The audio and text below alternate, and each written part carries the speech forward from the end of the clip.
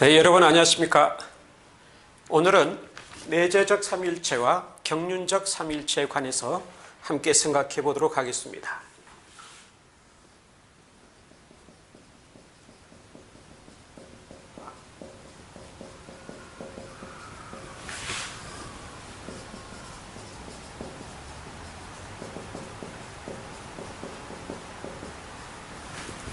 이것을 좀 더 구체적으로 말씀을 드린다면은 내재적 삼위일체라고 하는 것은 내재적 삼위일체 하나님의 사역에 관한 것이고, 경륜적 삼위일체라고 하는 것은 경륜적 삼위일체 하나님의 사역에 관한 것이라고 할 수가 있겠습니다.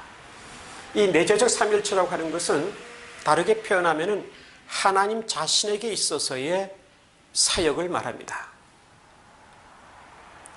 그러니까 우리 인간과는 관계없이, 또는 창조된 세계와는 관계없이 하나님의 자신 속에 있어서의 사역이라고 하는 것입니다.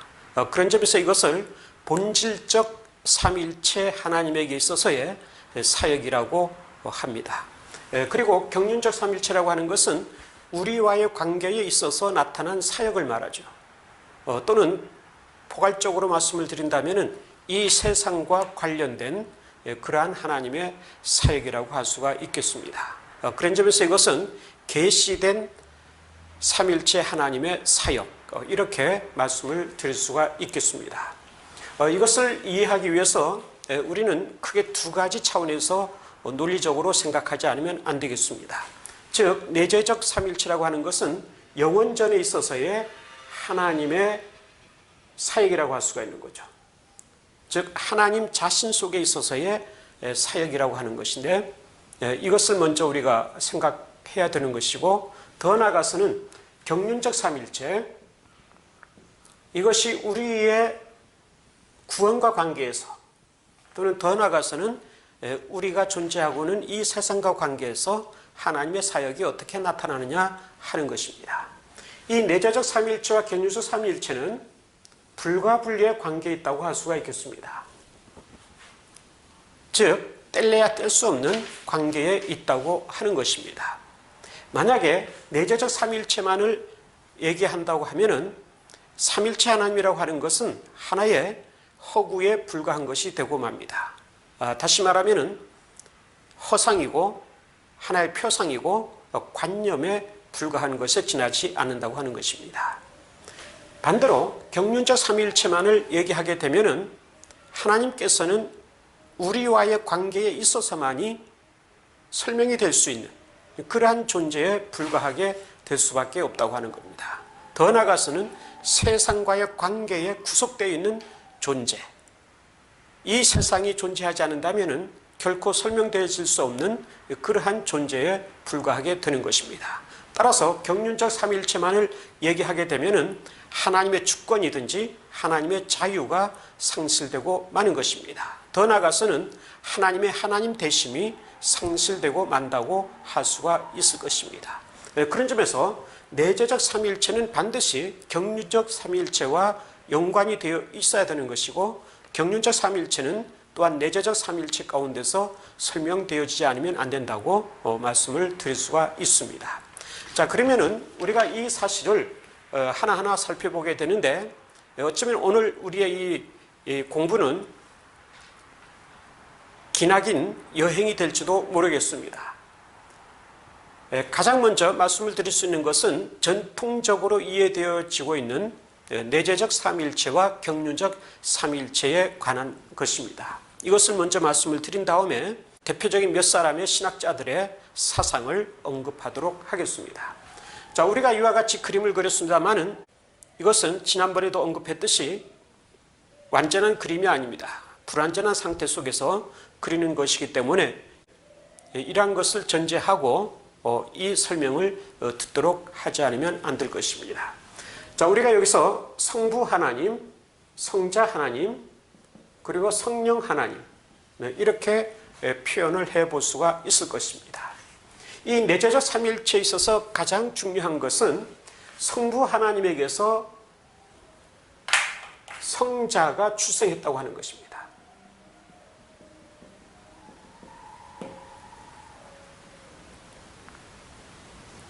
이 출생이라고 하는 것을 게네라티오라고 하는데,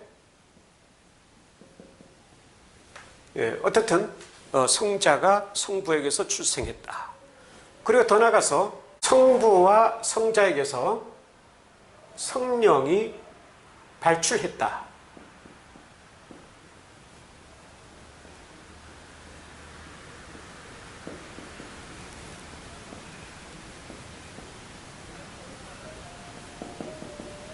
프로세시오 혹은 스피라티오라고 얘기하는데, 이 두 가지를 들 수가 있겠습니다. 즉 성부에게서 성자가 출생했다. 이 출생했다고 하는 말은 게네라티오라고 하는 라틴어를 쓰고 있는데, 이것은 오늘 우리가 아기를 출산했다 또는 아기가 출생했다 이럴 때 쓰는 것과는 다릅니다. 이것은 독특한 방법으로 태어났다고 하는 의미를 지니고 있다고 할 수가 있겠습니다. 영어 성경에 보면은 이것을 비가튼이란 말로 쓰는 경우가 있죠. 그래서 예수 그리스도를 가리킬 때에 우리가 독생자라고 하는데,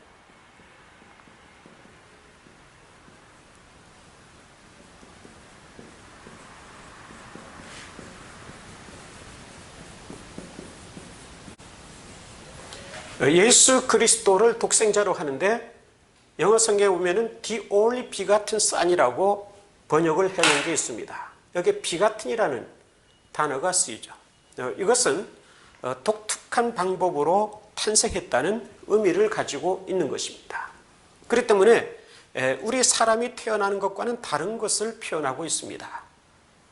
어떤 사람들은 이러한 단어 하나하나를 가지고 단지 외아들 이렇게 표현해버리는 경우가 있는데, 그러한 설명은 좀 납득하기 어려운 점이 없지 않아 있습니다. 예수 그리스도는 단순한 외아들이 아니라 여기서 말하고 하자는 것은 독특하게 태어난 존재라고 하는 것입니다. 영원한 세계 속에서 영원한 방법으로 영원히 태어난 그러한 존재를 가리킬 때에 이 비가튼이란 말이 쓰여지고 있습니다. 이것을 게네라티오라고 하는 것입니다. 그러니까 성부 하나님이 성자 하나님을 낳았다 그런 뜻은 아닙니다. 단지 이것은 성부와의 구별을 위해서 성자가 성부에게서 출생했다고 하는 표현에 지나지 않는다, 이렇게 이해를 하는 것이 좋을 것입니다. 성부가 성자를 직접 낳았다든지 이러한 것을 우리가 말하는 낳았다든지 이러한 것을 얘기하는 것은 아니라고 하는 것입니다. 그리고 더 나아가서는 성령에 대해서는 발취라는 말을 쓰고 있죠.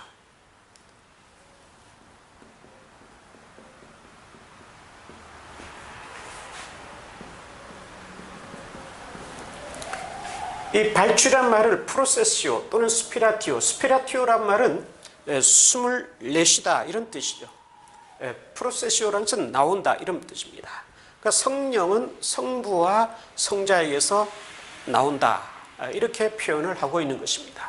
이것도 숨을 내쉬었다든지 아니면 어떻게 흘러나왔다든지 이러한 의미로 우리가 이해를 하면 안 되겠습니다. 이것도 성부와 성자와 구별하기 위해서 성령의 존재를 말하기 위해서 이렇게 표현을 하는데 불과하다 이렇게 이해를 하면 되겠습니다. 그래서 성부와 성자와 성령 안에는 이러한 일정한 질서가 있고 일정한 구별이 있다고 하는 것을 우리에게 나타내 주고 있다고 하겠습니다. 그런 점에서 고대교회에 있어서부터 이 성부에게서 성자가 출생하고 더 나아가서는 성부와 성자를 통해서 성령이 발출됐다고 하는 이러한 표현은 우리에게 굉장히 중요하고 귀중한 재산이 아닐 수가 없습니다.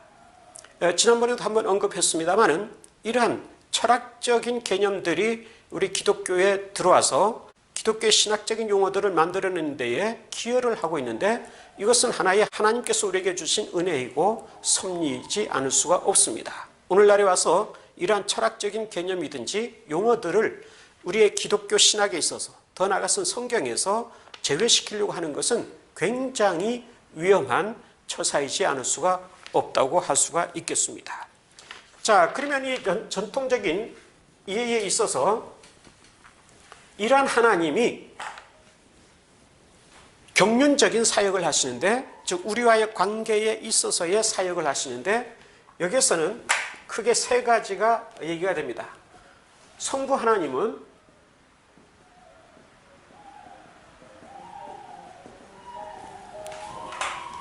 하나님께서는 창조를 하신다고 하는 거죠. 그리고 성자 하나님은 구속하신다고 하는 것입니다. 이 구속이란 말은 한자로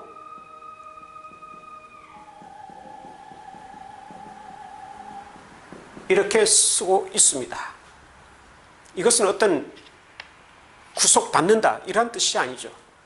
이것은 값을 지불해서 우리를 구원하셨다고 하는 그러한 의미를 가지고 있는 것입니다. 예수 그리스도가 자신을 값으로 내어주시고 우리를 구원하셨다고 하는 의미에서 쓰여지는 구속이라고 할 수가 있겠습니다. 그리고 성령께서는 우리를 성화하신다.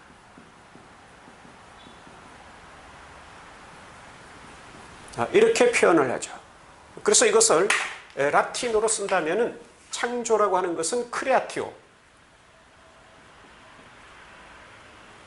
구속이라고 하는 것은 레뎀프티오, 성화라고 하는 것은 산크티피카티오,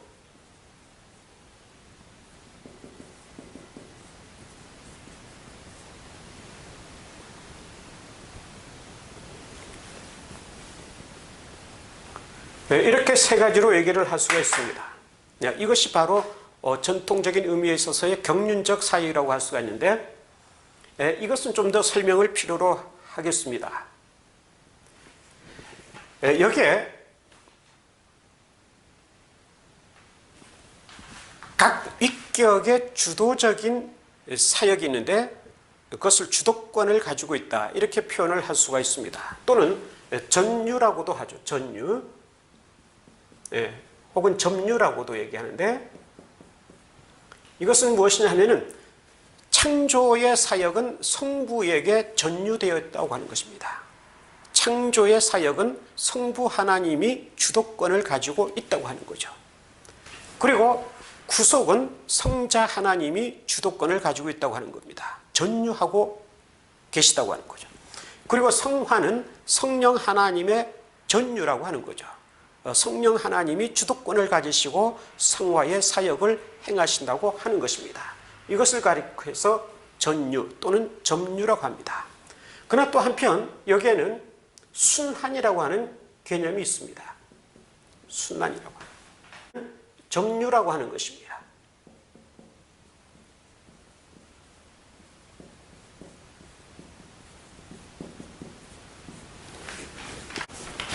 아프로프리아티오라고 하는데, 이것은 무엇이냐고 하면은 창조의 사역은 성부에게 점유되어 있고, 구속은 성자에게 점유가 되어 있고, 성화는 성령에게 점유가 되어 있다고 하는 것입니다. 이것을 달리 표현하면은 창조 사역에 있어서는 성부에게 주도권이 있는 것이고, 구속의 사역에 있어서는 성자에게 주도권이 있는 것이고, 성화의 사역에 있어서는 성령에게 주도권이 있다고 하는 것입니다. 이것은 다른 위격이 타치할 수 없는, 간섭할 수 없는 그러한 측면을 말합니다.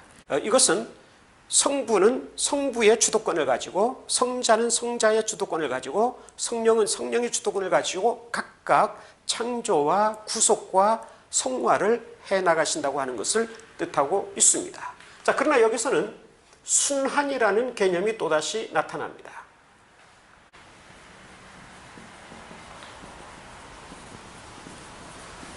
페리코리세라고 얘기를 합니다.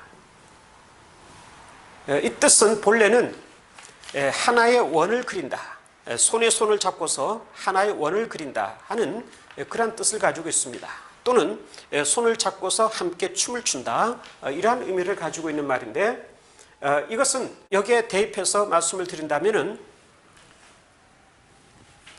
창조 사역은 성부 하나님이 전적으로 주도권을 가지고 행하시지만은 그분이 홀로 독단적으로 행하지 않는다고 하는 거죠.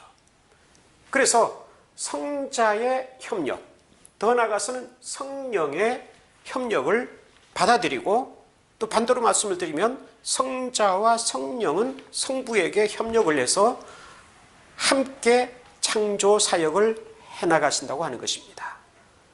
이것은 구속에 있어서도 마찬가지입니다. 성자가 독단적으로도 행할 수 있지만 주도권을 가지고 있기 때문에 독단적으로 행할 수 있지만은 결코 그렇게 하지 않고 성부의 협력, 더 나아가서는 성령의 협력 가운데서 구속의 사역을 행하신다고 하는 것입니다. 성화도 마찬가지입니다. 성령이 독단적으로 행하지 아니하시고 성부의 협력, 더 나아가서는 성자의 협력을 받아서 성화의 사역을 해나가신다고 하는 것입니다. 이와 같이 순환의 관계, 즉 함께 협력하고 함께 공동으로 행하는 그러한 사역을 가리켜서 순환의 사역이라고 할 수가 있겠습니다. 이 순환의 사역을 통해서 우리가 배울 수 있는 점은 무엇이냐 하면은 기독교의 삼일체 하나님이라고 하는 것은 결코 우리에게 어떤 독재나 더 나아가서는 독단 이것을 허용하지 않는다고 하는 것입니다. 1인 체제를 통하여서 어떤 것을 지배하려고 한다든지 통솔을 하려고 한다고 하는 것은 삼일체 사상에 맞지 않는 것이라고 할 수가 있겠습니다. 따라서 기독교에 있어서는 이 삼일체 하나님을 신앙의 대상으로 하고 있기 때문에 여기에서는 공동의 협력, 더 나아가서는 함께 어우러져서 행하려고 하는 그러한 정신이 무엇보다도 요구된다고 할 수가 있겠습니다. 어떻든 이 내재적 삼위일체라고 하는 것은 이와 같이 영원 전에 하나님의 자신 속에 있어서의 나타난 사역이라고 할 수가 있는 것이고, 경륜적 삼위일체라고 하는 것은 우리와의 관계에 있어서, 특히 우리의 구원과의 관계에 있어서 더 나아가서 넓게 표현을 한다면은 우리의 세상과의 관계에 있어서 행하신 사역이라고 할 수가 있겠습니다. 자, 그러면 이러한 것들을 가지고 신학자들의 사상을 좀 살펴보도록 하겠습니다. 자, 먼저 테르툴리안을 들 수가 있는데,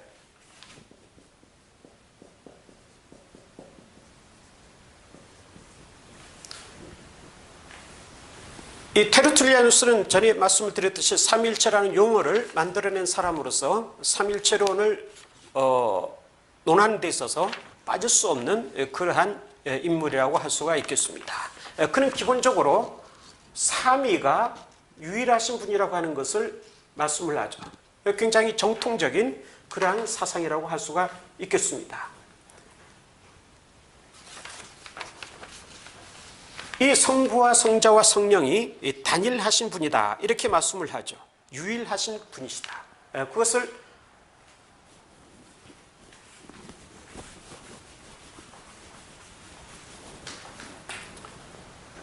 본질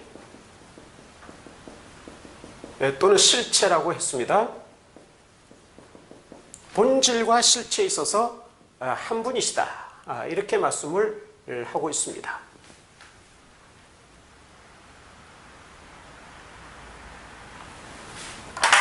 자, 그런데 이 삼위의 하나님이라고 하는 것은 성부는 라티오라고 얘기하죠. 성자는 로고스라고 얘기하죠. 성령은 비투스라고 얘기하죠. 성부가 라티오라고 하는 것은 이것은 이성을 말하죠. 이성. 그 로고스라고 하는 것은 말씀이죠. 비투스라고 하는 것은 능력을 말합니다. 이렇게 세 분을 구별해서 설명을 하고 있습니다. 이성이라고 할 때는 하나님이 자기 자신에 대해서 가지는 의식을 말합니다. 그러나 우리가 흔히 얘기하는 그러한 철학적인 관점에 있어서의 이성, 그것을 말하는 게 아니죠. 즉 합리적인 농구를 통하여서, 어떤 추론을 통하여서 신의 존재를 알려고 한다든지 어떤 삼라만상의 원리를 분석해내려고 하는 그러한 이성을 말하는 게 아닙니다. 물론 그러한 이성은 여기에서 비롯된다고 할 수가 있겠죠. 여기서 비롯된다고 할 수가 있지만은, 그러나 그 사용의 방법에 있어서는 전혀 차원이 다른 겁니다. 여기서는 성부 하나님이 자기 자신에 대해서 가지는 의식을 말합니다. 그렇기 때문에 이 성부에게서 모든 것이 출발이 된다고 테르툴리아누스는 이해를 하고 있습니다. 그런 점에서 말씀, 로고스도 이성 가운데 있었다, 이렇게 얘기를 하는 경우가 있죠. 라티오 속에 로고스가 있었다. 그러면서 반대로 라티오가 로고스를 움직이기도 하지만은 로고스가 라티오를 움직이기도 한다, 이렇게 표현을 합니다. 이렇게 표현하는 이유는 바로 무엇이냐면은 우리가 요한복음 1장 1절에서 보는 바와 같이 태초에 말씀이 계시니라. 이 말씀이 하나님과 함께 있었으니 이 말씀은 곧 하나님이시니라. 즉 말씀이 하나님과 함께 계셨다고 하는 것을 설명하기 위해서 테르툴리아누스는 그와 같이 표현을 하고 있다고 할 수가 있습니다. 더 나아가서 여기서 중요한 것은 테르툴리아누스는 성부에게서 성자가 출생했다고 얘기하죠. 이것은 굉장히 중요한 겁니다. 아까 말한 게네라티오, 출생했다고 얘기하죠. 그리고 성부와 성자에게서 성령이 발출했다고 얘기합니다. 그러니까 기독교의 삼위일체에 있어서 전통적인 개념, 즉 내재적 삼위일체에 있어서의 전통적인 사상이 벌써 테르툴리아누스에게서 나오고 있는 것을 엿볼 수 있습니다. 이와 같이 그는 성부에게서 성자가 출생하고, 테르툴리아누스는 이 경륜적 삼위일체에 대해서도 말씀을 하고 있는데 성부는 단일하신 분이다. 그리고 성자는 창조하시는 분이시다. 그리고 성령은 성화하시는 분이시고 위로하시는 분이시다. 이렇게 얘기를 합니다. 그래서 이 세 분이 한 분이시다.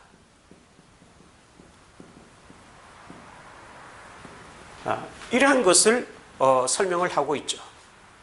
근데 여기서 우리가 볼 수 있듯이 좀 이해하기 힘든 부분이 있는데, 테르툴리아누스는 성부 하나님을 단일한 분으로 보고 있다고 하는 겁니다. 자, 우리의 이해에 있어서는 성자도 단일하신 분이시고 성령도 단일하신 분이시죠. 즉, 그 세 위격이 하나를 이루었을 때에, 한 실체가 되었을 때에 그분은 단일한 분이시다. 이렇게 이해를 할 수가 있는 것입니다. 그런데 테르툴리아누스는 성부를 단일한 분으로 보면서 성자는 창조하시고 성령은 성화를 하신다. 이렇게 이해를 하고 있는 거죠.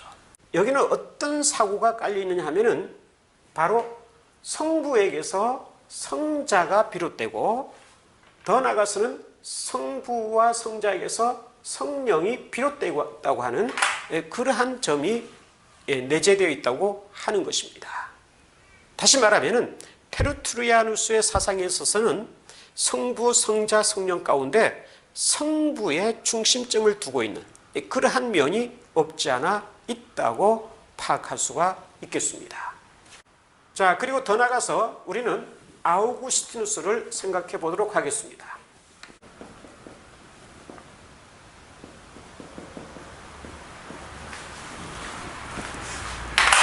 아우구스티누스는 삼일체론이라고 하는 책을 썼습니다. 굉장히 두꺼운 책인데, 제가 여기서 설명을 드리는 것은 아우구스티누스의 삼일체론이라는 책에 나오는 내용입니다. 그의 원전을 가지고 직접 설명을 하고 있는 것입니다. 아까 말한 테르툴리아누스도 마찬가지입니다. 테르툴리아누스가 쓴 책을 가지고 설명을 하고 있는 것입니다. 어떤 연구 자료든지 2차 자료를 가지고 설명을 하는 것이 아닙니다. 자, 이 아우구스티누스에 있어서는 먼저 내재적 삼위일체를 보게 되면은 성부, 성자, 성령, 이 세 분이 유일하신 분이라고 하는 거죠. 유일하신 분, 한 분이라고 하는 거죠. 단일하신 한 분이라고 하는 것을 말씀하고 있습니다. 즉 세 분이 아니라 한 분이라고 하는 거죠. 그러나 이 세 분 사이에는 하나의 관계가 형성이 되는데, 여기서 아우구스티누스는 특히 성령의 존재가 성부와 성자보다 좀 강조되는 경우가 없지 않아 있음을 볼 수가 있습니다. 그래서 성령은 성부와 성자의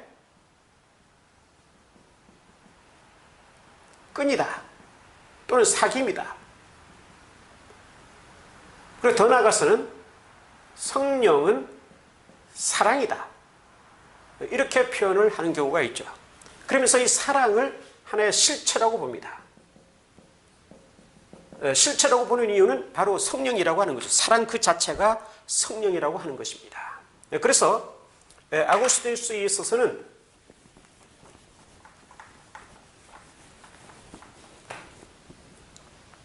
성부는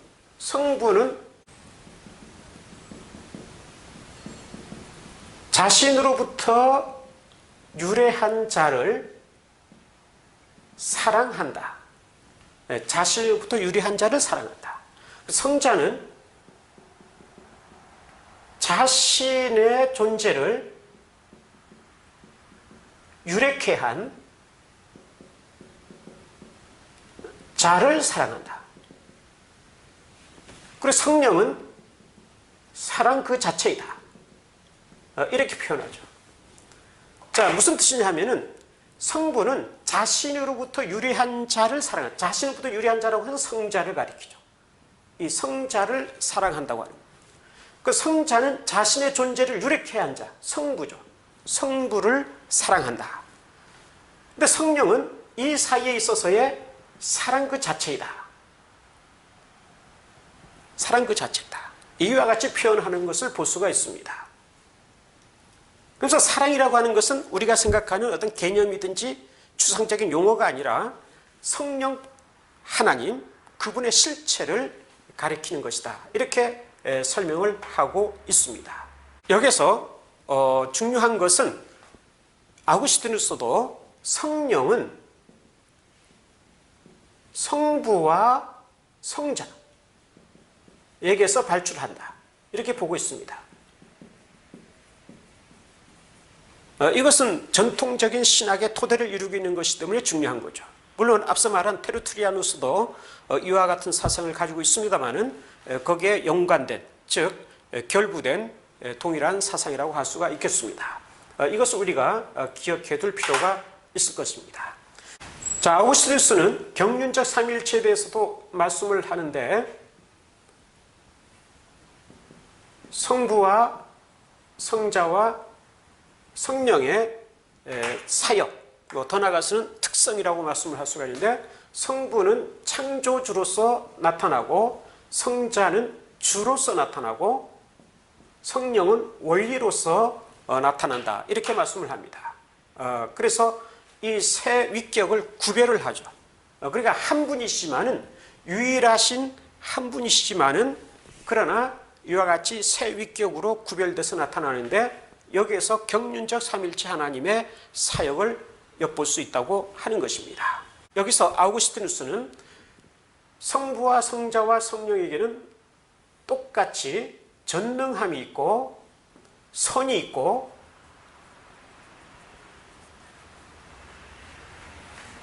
그리고 동등함이 있다. 이렇게 말을 합니다.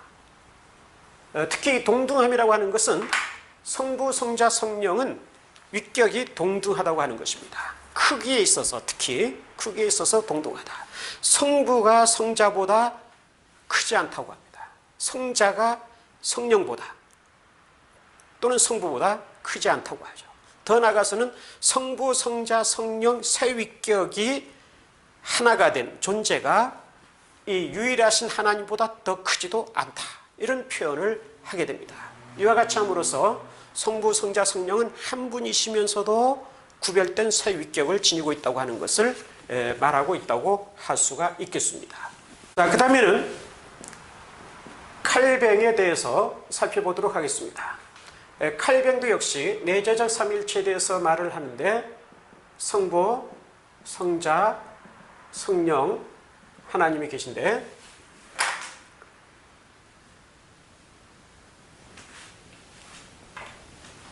그도 마찬가지로 성부에게서 성자가 출생하고 성부와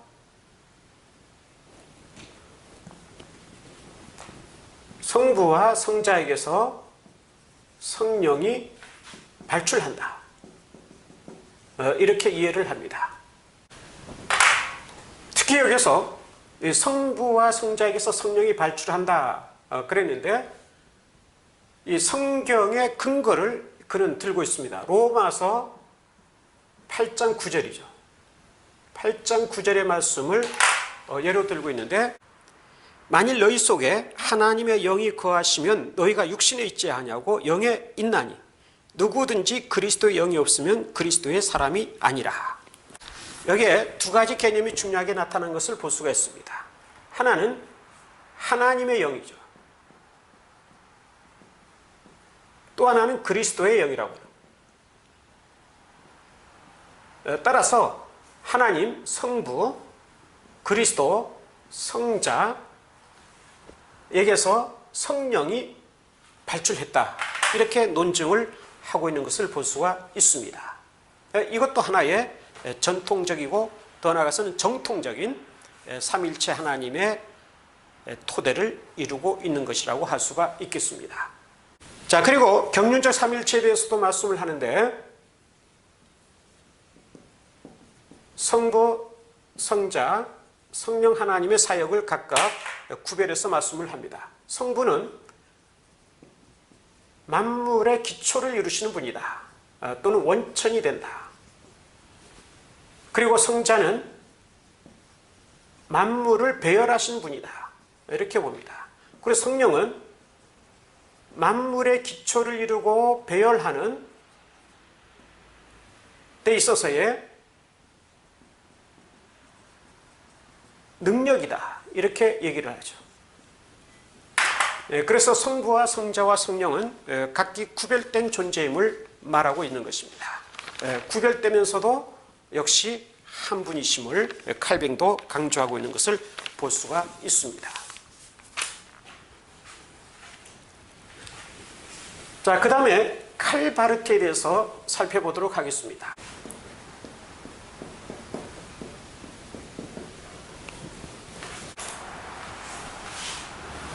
칼바르트에 대해서 살펴보게 되는데 이분에 대해서는 우리가 여러 가지 제기되는 문제들도 많이 있고 그렇기 때문에 좀 더 구체적으로 면밀하게 살펴보도록 하겠습니다. 지난번에 언급했듯이 칼바르트는 삼위일체 하나님은 계시로부터 이해를 해야 된다. 이렇게 말씀을 했습니다. 즉 삼위일체 흔적에서 유기적으로 삼위일체를 논해서는 안 되고 철저하게 계시로부터 이해를 하지 않으면 안 된다. 이렇게 얘기했는데 계시라고 하는 것은 말씀을 말하죠. 즉 말씀을 통해서 나타난 그가 구체적으로 언급하고 있는 것은 성경을 말하죠. 성경의 증언을 통해서 나타난 삼위일체 하나님에 대해서 교회가 주석을 붙이는 것이다. 해석이죠, 말하는. 교회가 주석을 붙여서 해석한 내용이 삼위일체 하나님이고 삼위일체론이라고 하는 것입니다. 그렇기 때문에 철저하게 이 성경의 증언에 근거하지 않으면 안 된다. 이런 표현을 하고 있습니다. 그러면서 그는 먼저 성부, 성자, 성령 하나님은 한 분이심을 강조합니다.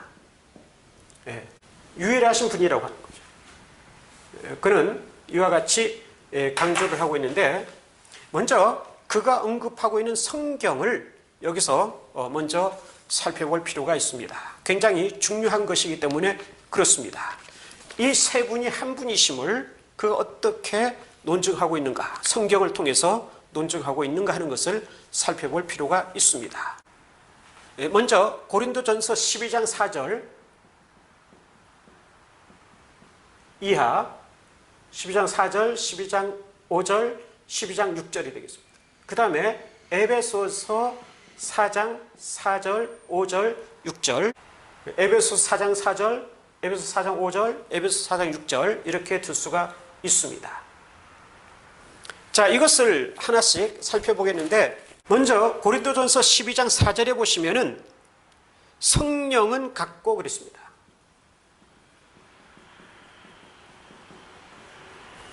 그 다음에 5절에 보시면은 주는 같으며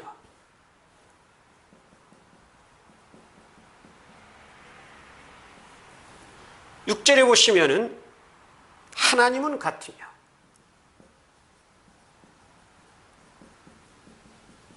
하나님은 같으니 여기에 같다라는 말이 나오죠. 같다. 이것은 헬라어로 보게 되면 동일한이라는 뜻을 가지고 있습니다. 동일한 성령, 동일한 주, 동일한 하나님 이렇게 되어 있는 것을 볼 수가 있습니다. 이 동일하는 것은 아우토스라고 그러죠.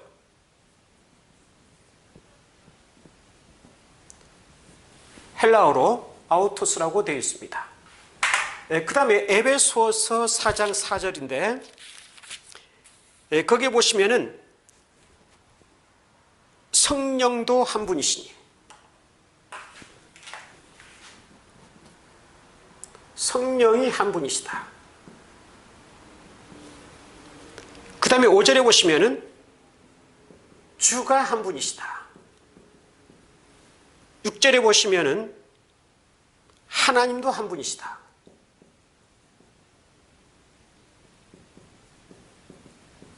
이렇게 되어 있습니다.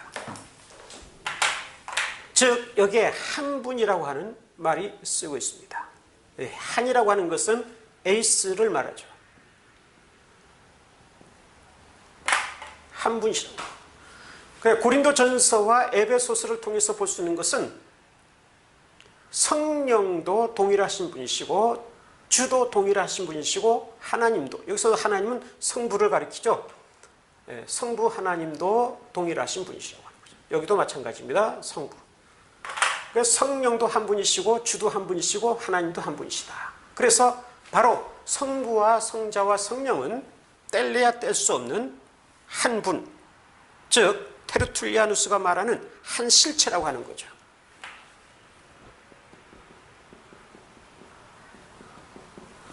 한 실체를 이루고 있는 분이 바로 하나님이심을 칼바르트는 언급하고 있습니다. 자, 따라서 여기에서 그는 이러한 설명을 통해서 여기에서 이 삼일체 하나님의 통일성,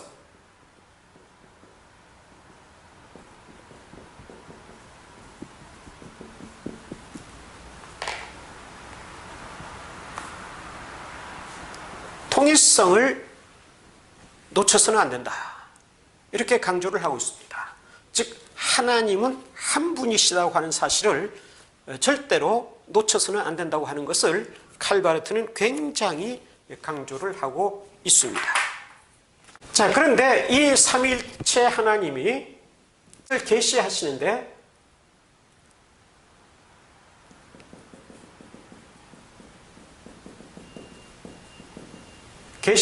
이것을 계시대심이라고 얘기하죠.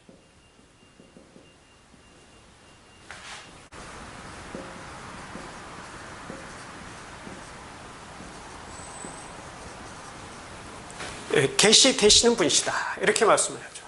그리고 더 나아가서는 이것을 하나님의 반복이라고도 합니다. 하나님의 반복하심.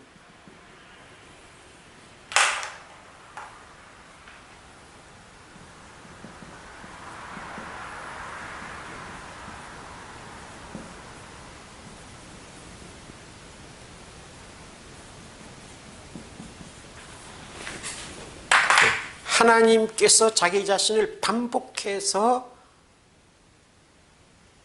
나타내시는 것을 말하죠. 어떤 경우에는 성부로서, 어떤 경우에는 성자로서, 어떤 경우에는 성령으로 이렇게 반복해서 나타내시는 것을 이렇게 표현하고 있습니다. 디 비도홀름 고테스 이렇게 표현을 하고 있는데 이게 바르틱에서 볼 수 있는 하나의 특징적인 개념이라고도 할 수가 있을 것입니다. 그러면은 이 부분에 대해서 구체적으로 설명을 하도록 하겠습니다. 경륜적 삼위일체에 관한 것이라고도 할 수가 있는데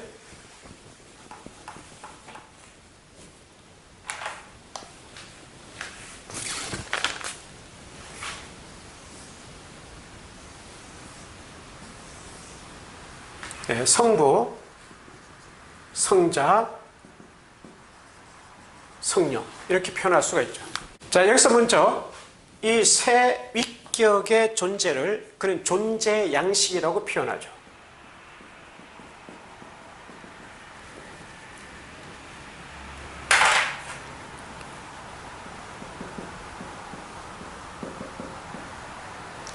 자이언스 바이전이라고 하는데 이게 굉장히 중요한 단어라고 할 수가 있겠습니다.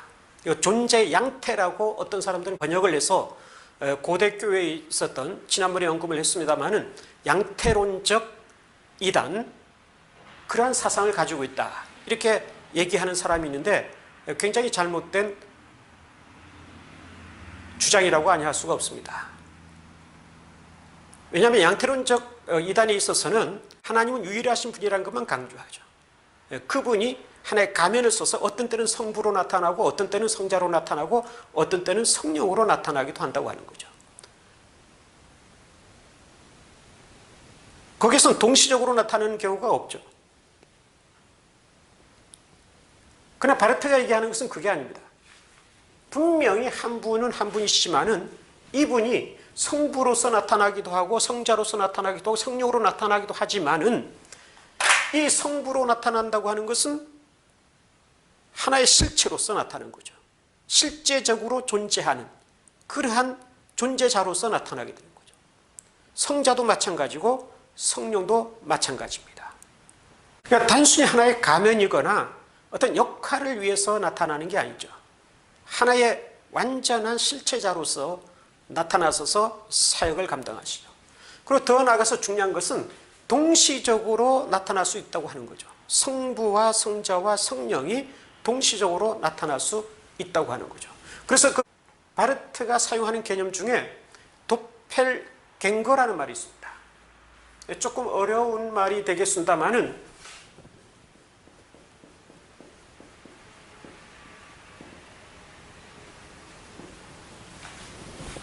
이 도펠갱거라고 하는 것은 민속신앙에 있어서 민속신앙에서 나타나는 하나의 신적인 존재를 말하는 것인데 분신을 말하죠. 즉 영혼이 육체로부터 떠나서 활동하는, 그러니까 이 실체와 다른 실체가 별개로 있는 그러한 것을 가리킬 때에 도펠갱거라고 합니다. 즉 분신을 말하죠. 분신된 존재를 말하는 것인데 물론 이것은 삼일체 그대로 딱 맞는 그런 표현은 아니죠. 그렇지만은 바르트는 이러한 표현을 사용하면서까지 이 한 분이신 하나님이 성부로서 독립된, 성부로서의 독립된 실체로 나타나고 더 나아가서는 성자로서의 독립된 실체로 나타나고 성령으로서의 독립된 실체로 나타난다고 하는 거죠. 이 점에서 고대 교회에 있어서의 양태론적 이단과는 다름을 알 수가 있습니다. 따라서 분명히 말씀을 드리지만은 칼 바르트의 삼일체론을 양태론적 삼일체론이다. 즉 이단적 삼일체론이다. 이렇게 얘기하는 것은 굉장히 어불성설이라고 안 수가 없습니다. 삼일체론을 칼 바르트의 삼일체론을 좀 더 깊이 연구해 볼 필요가 있다고 할 수가 있겠습니다. 자, 그러면 그는 이 계시적 차원에서 이 성부, 성자, 성령을 설명하는데 성부는 계시자라고 합니다.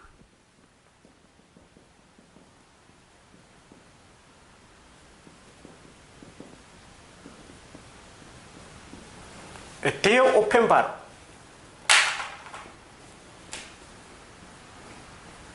그리고 성자는 계시라고 그러죠. 계시.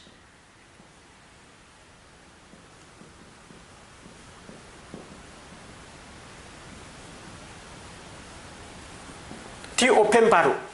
계시라고 그러죠. 성령은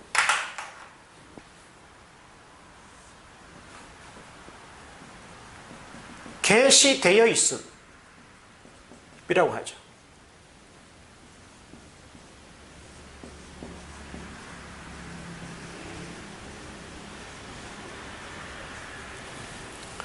이 계시되어 있음이라고 하는 것은 다르게 표현하면은 계시 결과라고 할 수 있는 겁니다.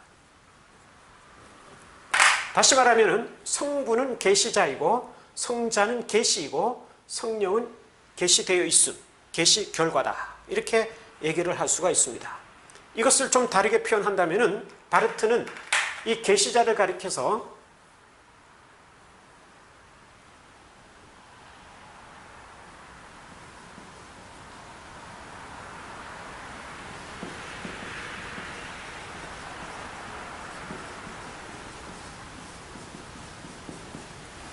데 오펜바렌드 고트라고 하죠. 계시하시는 하나님.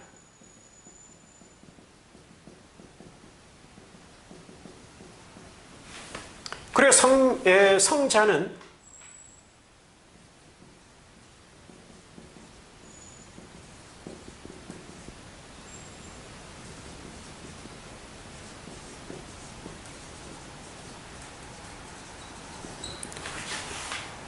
Das Ereignis der Offenbarung, 계시의 사건이라고 하죠.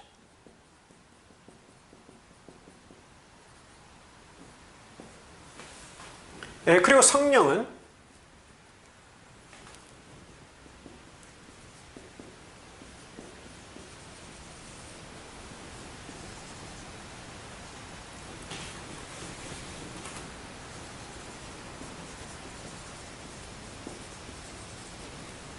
Die Wirkung am Menschen이라고 해서 인간에게 미치는 효과라고 할 수 있죠.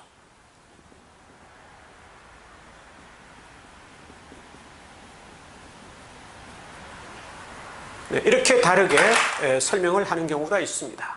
어떻든 이것이 중요한 것이라고 할 수가 있는데, 계시자이시고 성부는, 성자는 계시 그 자체이고 성령은 계시되어 있음, 계시 결과이다, 이렇게 설명을 할 수가 있겠습니다. 그러면서 그는, 성부는 창조주이시고 성자는 화해주이시고 성령은 구원주의다, 이렇게 표현을 하죠.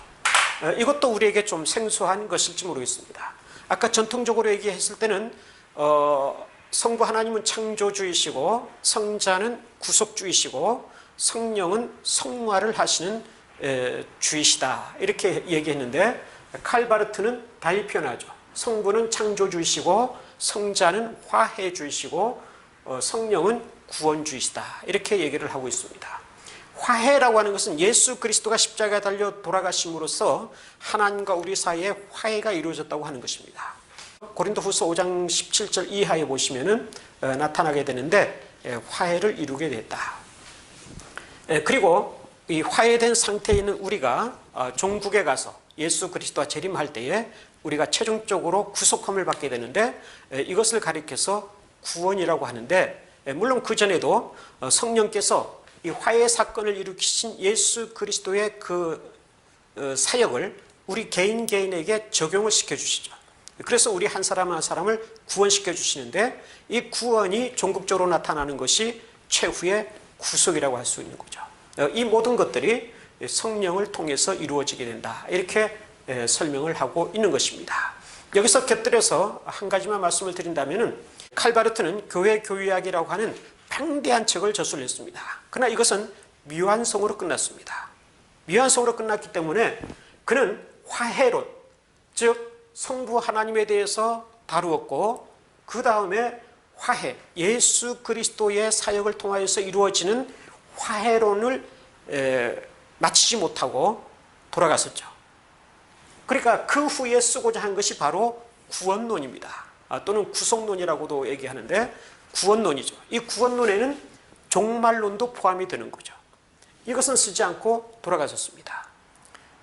자, 그러면 왜 이러한 얘기를 하느냐 하면은, 한국 교회에 있어서, 한국 신학계에 있어서 칼바르트의 신학을 만인 구원설이라고 얘기하는 사람들이 있습니다. 만인 구원설. 왜 그렇게 주장하느냐 하면은, 칼바르트가 화해론에서 얘기하는 것은, 예수 그리스도가 십자가에 달려서 돌아가신 것은 모든 인간의 죄를 위해서다, 인류를 위한 것이다. 따라서 모든 인간은 하나님과 화해를 이루게 되었다, 이렇게 말을 합니다. 모든 인간은 예수 그리스도의 십자가 사건을 통하여서 하나님과 화해를 이루게 되었다, 이렇게 얘기하죠.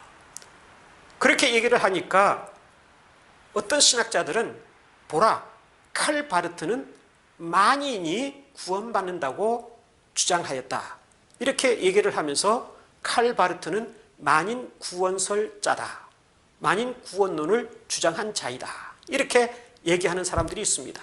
이것은 굉장히 얼토당토하지 않은 얘기라고 할 수가 있습니다. 그것은 칼바르트의 신학을 전체적으로 이해하지 못한 사람의 주장이라고 아니할 수가 없습니다.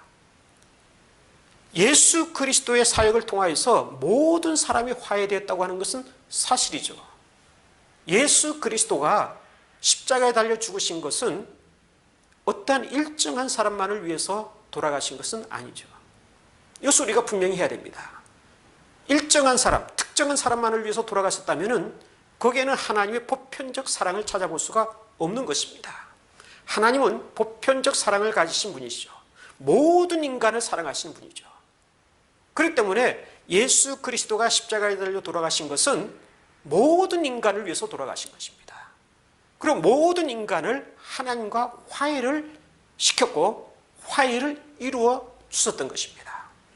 자, 그러나 여기서 중요한 것이 있습니다. 바로 여기에 있는 거죠. 구원주라고 하는 것을 놓치면 안 되는 거죠. 구원론을 놓치면 안 되는 거죠. 모든 사람이 하나님과 화해를 이루었지만은 화해를 이루은 상태가 곧 구원은 아니라고 하는 거죠. 화해를 이루어진 상태, 화해가 이루어진 상태, 그것을 알고 깨닫고 거기에 감사하면서 예수 그리스도를 자신의 구주로 영접하고 하나님께 나오는 자만이 구원을 받을 수 있는 거죠. 칼바르트가 말을 하는 것은 여기에 있는 것입니다. 책으로서는 여기에 대해서는 구체적으로 표현하지 않았지만은 다른 책들이든지 논문들을 통해서는 어느 정도 나타나는 것을 볼 수가 있죠. 다시 말하지만은 모든 인간이 화해가 되어 있지만은 화해된 인간이 그 사실을 알고 깨닫고 나를 위해서 십자가에 달려 돌아가신 예수 그리스도의 은혜에 감사하면서 예수 그리스도를 나의 구주로 받아들이고 믿고 또 그분을 의지해서 하나님께 나아가는 자만이 그러한 사람만이 구원을 얻게 되는 거죠. 그러니까 구원은 모든 사람이 받는 게 아닙니다. 구원은 제한이 되어 있죠. 화해는 모든 사람이 되어 있지만은 구원은 제한이 되어 있는 것입니다. 구원이 제한이 되어 있다면은 이것을 어떻게 만인 구원세라고 얘기할 수가 있습니까? 한국에서 소위 말하면 유명하다고 하는 신학자도 칼바르트는 만인 구원설자라고 주장하는 책을 많이 본 적이 있습니다. 오늘 이러한 얼토당토하지 않은 주장은 삼가하는 것이 좋다고 할 수가 있겠습니다. 저는 바르티안도 아니고 칼바르트의 주장을 전부 수용하는 그러한 입장도 아닙니다. 그렇지만은 이 부분에 있어서는 우리가 명확히 구별을 하지 않으면 안 된다고 하는 것을 여기서 강조하고 싶다고 하는 것입니다. 어쨌든 칼바르트는 이와 같이 삼위일체 하나님을 구별적으로 보고 있는 것입니다. 성부는 계시자, 성자는 계시 그 자체, 성령은 계시되어 있음, 계시의 결과라고 하는 거죠. 그래서 여기에서 칼바르트는 구별성을 얘기하죠.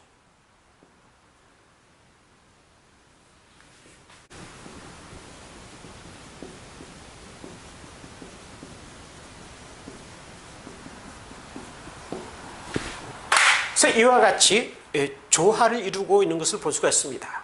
하나님은 한 분이시다. 통일성을 지니고 있지만은 그러나 성부, 성자, 성령으로서의 세 위격이 구별된 존재로서 즉 존재 양식, 자이스파이젠을 가지시고 우리의 구원과 관계에서 또는 이 세상과 관계에서 자기 자신을 반복해서 나타내신다고 하는 것입니다. 이것이 바로 칼바르트가 주장하는 내재적 삼일체, 그리고 더 나아가서는 경륜적 삼일체라고 할 수가 있겠습니다. 오늘은 여기까지 하겠습니다.